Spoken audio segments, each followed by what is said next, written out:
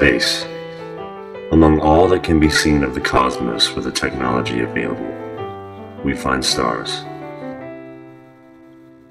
Stars exist within and in between galaxies. Each galaxy houses hundreds of thousands of stars. Together there are trillions of stars in the universe, and what we can see is merely less than a fraction of 1% of the universe. Now when you look up in the night, what do you see? Bright dots of twinkling light. Dots, seemingly insignificant, only to hide the truth of what is really out there. What is a star? Stars play an important role in the cultural history of many ancient civilizations.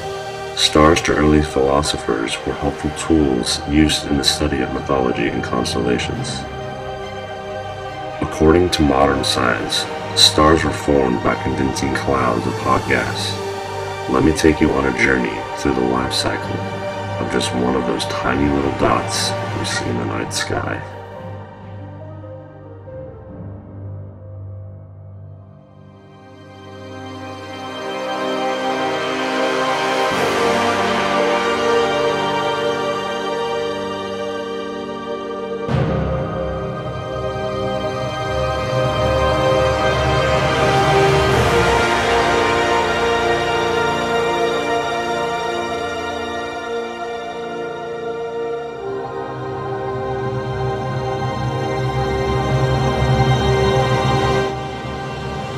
What you're looking at is called a nebula.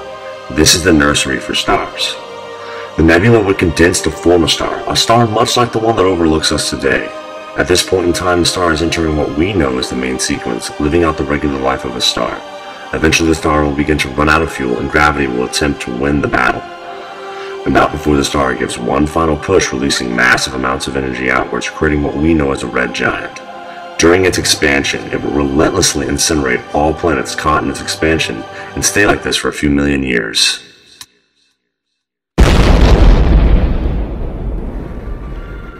What you just witnessed was called a supernova. The star could no longer hold the forces pushing it outwards, and it, in retrospect, exploded.